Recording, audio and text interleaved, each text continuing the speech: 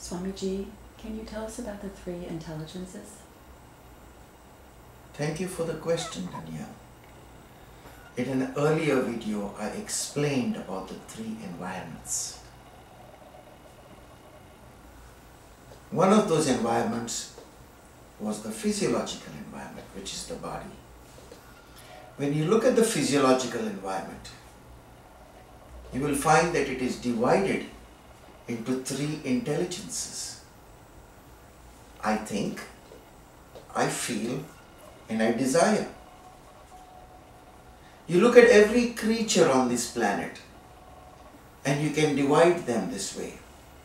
There are three zones and there are three intelligences, and they always function with a combination of these three intelligences. Coming back to human beings, some of us work more from the intellect. There are whole societies that are stuck more in the intellect. Then there are other societies and other individuals who come more from feelings. And there are people who come from a lot of desire. But let us look at this human body for a change.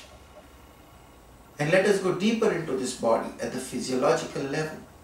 And if you look at the skeletal structure of the human being, you will find that at one moment in time, all these intelligences were the same. And as living beings started evolving, they started changing in the level of the intellect, in the level of the emotion, in the level of desire, creating different species, and different species started functioning with different permutations and combinations of these three intelligences. Look at my head. My cheeks are to my intellect, what my breasts are to my emotions, and my butt cheeks, we even call it with the same name, what my butt cheeks are to my sexuality.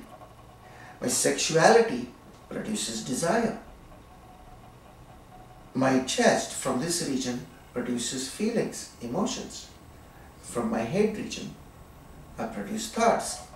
The extensions of my sexuality are my legs. The extensions of my emotions are my hands. The extensions of my intellect are my jaws. If you look here, you will find that they're fused. So the joint at the temple region produces stress within me. When I am intellectually in a state of anxiety or have a problem, my shoulder joints are connected with my emotions. My hip joints are connected with my sexuality. So this is where we're coming from. This is where we are functioning from. I'm either thinking, or I'm feeling, or I'm desiring. And once I have control over these three, then I become what is called a gunatita in Sanskrit. Because these three intelligences in Sanskrit are referred to as the gunas. The path of spirituality and the path of yoga is to be able to rise above and beyond thought, above and beyond emotion, and above and beyond desire. When we were evolving as human beings, we were on all four legs, and our emotions were controlled because our chest was caved in and we were looking down. The moment we took our front legs off the ground, we were able to open the chest. And now we are not only thinking beings, but our ability to feel also increased. That is why humans are in many ways more advanced than most of the other creatures on the planet, because they can feel better because they have their hands off the ground. Now, many people will say that it is the index finger and the thumb that makes us different. But the yogi says it is the shoulder joint that makes us different. Because my shoulder joint I can abduct, adduct and circumduct. My hip joint I cannot, I can only abduct and adduct it. So this gives me the ability to free my emotions.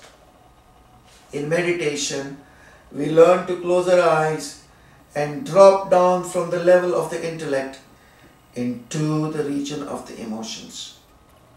And we learn to feel better.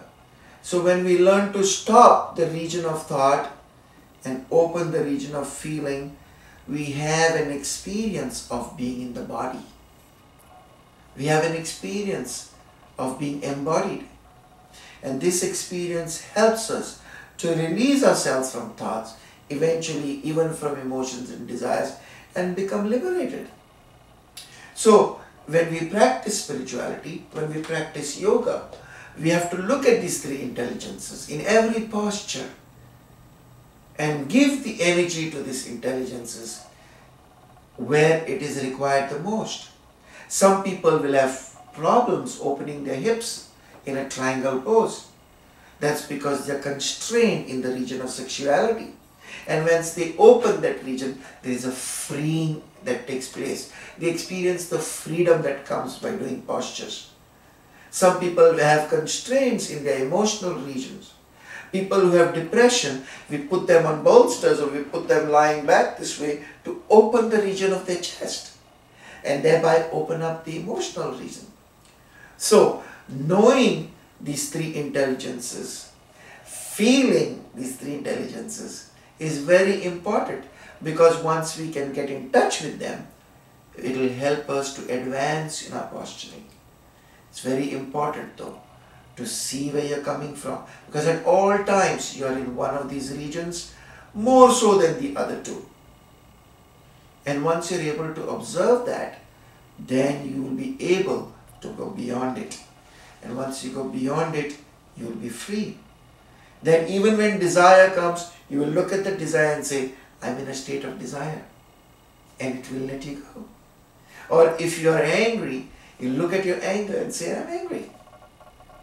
And you will start observing the physiological changes in the region of your heart, and you will try to release those aberrations that are taking place in your emotional region, and you will feel a freeing over there.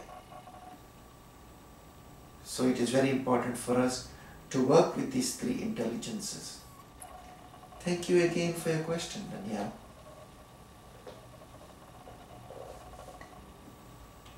Thank you, Swamiji.